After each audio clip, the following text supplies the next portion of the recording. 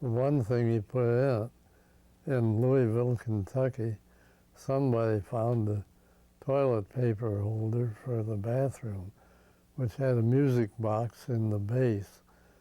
And when you pulled off a piece of paper, it turned the roller, and that wound up the music box, and it played Star Spangled Banner, so you had to stand up.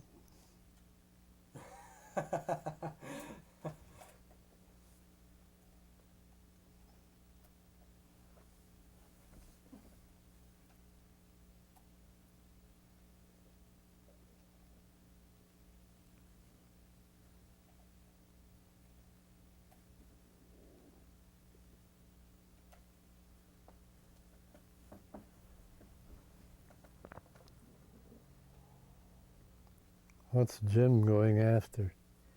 Well, Joan found some more pictures. Oh, She says that there's a whole photo album that she found that's just full of pictures. There's a few family pictures, but it's mostly your days with the death dog. show stuff, huh? That's right. You were with Lynch a long time. Well, I kept trying to get away because I wanted to get my business going in Mansfield. But I'd go on the weekend when they were within 150 miles a here. I would drive to the show on the weekend. So I'd work at least one day a week, then I'd come home. But over a period of time, for a period of maybe 8, 9 years, I was with them most of the time. Were you good friends with Jim? Oh, I thought so. Can you tell me a bit about him? Well, what do you want to know? Well, just what kind of a guy he was. Well, if Jim were to walk in here right now, you wouldn't know whether he was broke or whether he was carrying $30,000 or $40,000 in cash. He behaved the same way. He didn't make a big deal about money or anything. He was very down to earth, very fun-loving guy, and he was very truthful. He never lied to you. And nobody enjoyed the show any more than he did. He had a hilarious good time during the show. And everybody liked him. Jim had a lot of friends. We can go back to a town after 2 or 3 years' time. And when we get in that town, Jim remembered the name of the guy that washed his car and the kids that he had and the whole thing. He never forgot anyone, except he forgot things. He forgot laundry, he forgot luggage, he forgot what hotel he was in, he forgot where he left the car.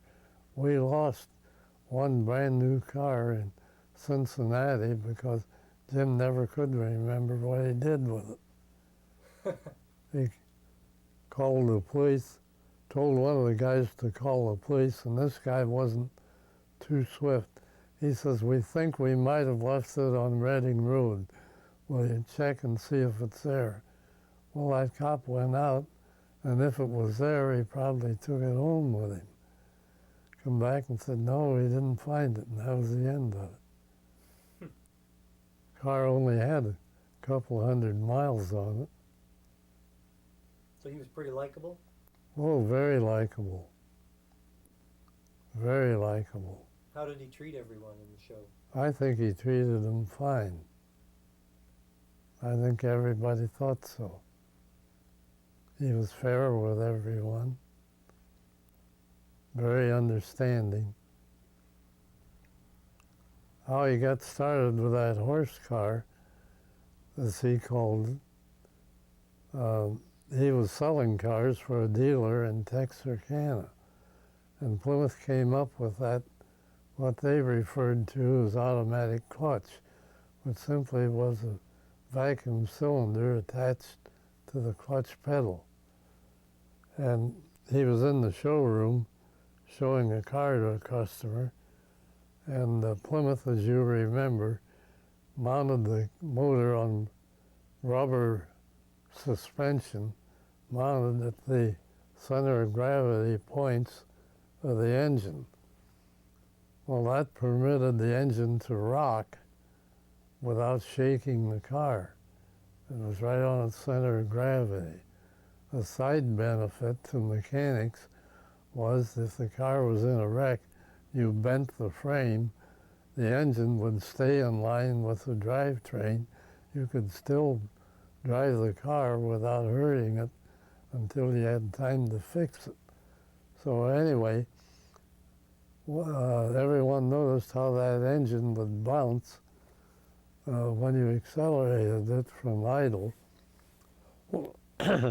And this customer of Jim's was looking at the car, and he said, does that engine still bounce around inside like it did last year? Jim says, oh yeah, it'll rock. He lifted the hood to show him and reached in and grabbed the gas rod, the throttle, and accelerated the engine. He forgot that he had reached through the car window and put it in gear, demonstrating that you didn't have to push the clutch pedal. So the car was sitting there with the engine idling, in gear, facing the show window. Jimmy reached in and grabbed the throttle rod, gave it gas. The car took off right through the window out on the sidewalk. And that was the end of Jimmy's salesman career. He had to buy that car because he had wrecked it, or at least bent up the front of it some. So Jim got thinking it over, and he thought if that clutch pedal and brake pedal were bolted together, when the clutch went down, the brake would go on, and the car wouldn't run away. So he did that. He bolted the two together, and that worked. So then all he had to do was put a throttle outside. He could drive it from outside, and put a lever like a tongue on the steering gear that he could steer it with. And he had a horse car. And that put him in show business. He demonstrated that at the World's Fair at Chicago with Barney Oldfield. And then Teeter hired him to take it on the road with his thrill show. How did Teeter hear about him? Well, he knew about Barney Oldfield and had seen his show. He had seen the horse car. Teeter had? Well, certainly, about everybody in the country had by then. That was a popular thing.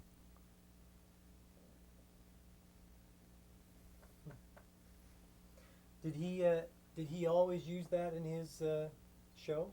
Who, Jim? Yeah. Oh, yeah. The clowns used it during the show. We used it as an advertising car during the week. We'd drive around town with that thing full of show cards, window cards, and wherever there was a good-sized driveway, we'd stop and put on a demonstration with it. Then we'd put out these window cards and post a few bills, and we had done some advertising. That looked funny. You take all four doors off and take the seats out. You could look clear through the car from either side, and yet there's a guy driving it around.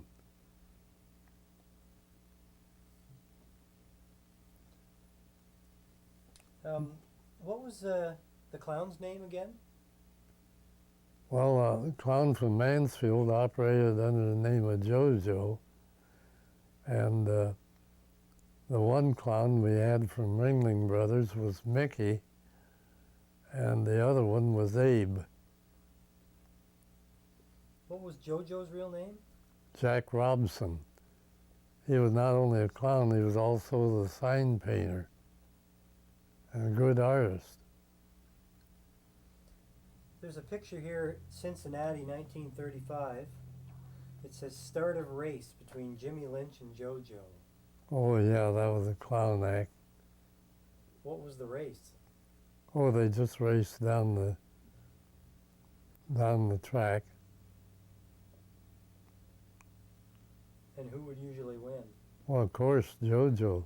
Would win? Well, certainly it wouldn't be funny if he lost. You don't have any show instinct, man. Well, if he lost, he could be funny being all upset about it, couldn't Well, sure. But he could also be upset with Jim if he won, because Jim would maybe bump his car some, you know, and JoJo would wobble all over the track, and they sometimes did more damage than they intended.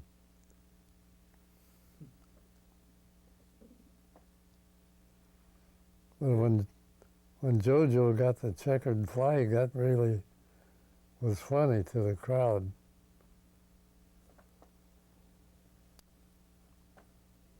There's another picture here that says Jimmy Lynch Sr. and Jimmy Lynch Jr. Yeah, well, that's his oldest boy. And they're both in uniform. Yeah. But on the pocket top of Jimmy Lynch's coat, it says Tommy.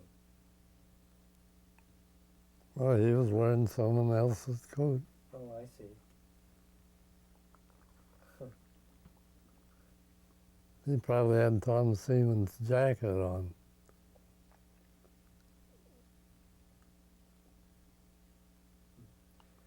Would he would do stunts in the show?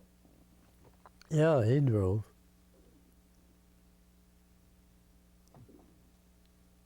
He could hardly avoid it with that name. Yeah, I guess everybody would have expected him to.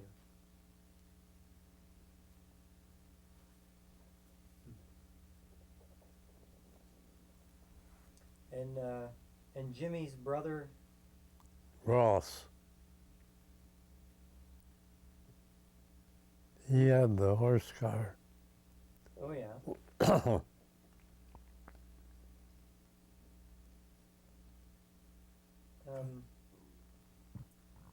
and you figured all the guys in this picture here are dead now, I guess. Is that right? One or two of them I don't know about. That's Slim Gregory? Well, he was a flyer. He wasn't actually a hell driver. Ah. He was a commercial photographer, I think out of Dayton. And that sucker landed an airplane on the infield of the racetrack. And he had a camera that had a mechanical shutter that would take a picture in 2,000th of a second. He made wonderful pictures. And Doggy Long? He came from Virginia somewhere, I never knew where. Why did he have that nickname? I have no idea. He was a ramp hand. I never knew him well. He wasn't a driver. No, he came along with Winkley or somebody. So the main drivers were who, as you were? Bob May or Maynard, whichever he happened to be going by. Jimmy, Buddy Toomey, Whitey Reese, Jimmy Kelly. What about Daniels? They were motorcycle riders. And Deli? Deli Andrews was, he'd do the head-on crash and a few ramps.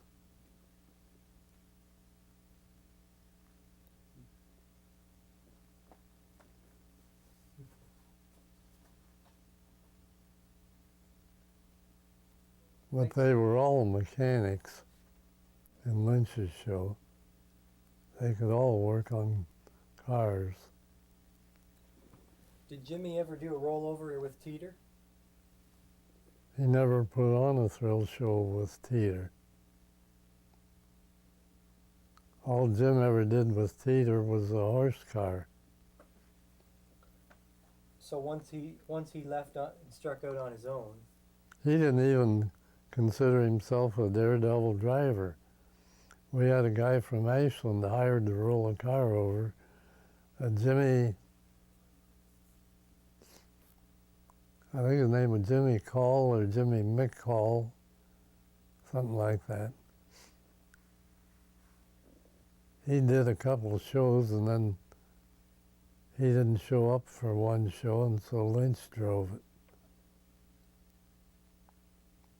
and kept on driving it. for the rollover? For the whole thing, ramps, rollover, board wall, everything. So at the beginning, Jimmy didn't drive in his own show? People are so impressed by the rollover and everything. That's nothing. That's the easiest stunt there is, the rollover. It's almost impossible to do it wrong. What would you think the hardest stunt is? Tandem ramps or Roman skis where you have 2 or 3 cars side by side doing the ramps. That's not easy? Well, the middle car is held on the ramps by the one on each side. They would move in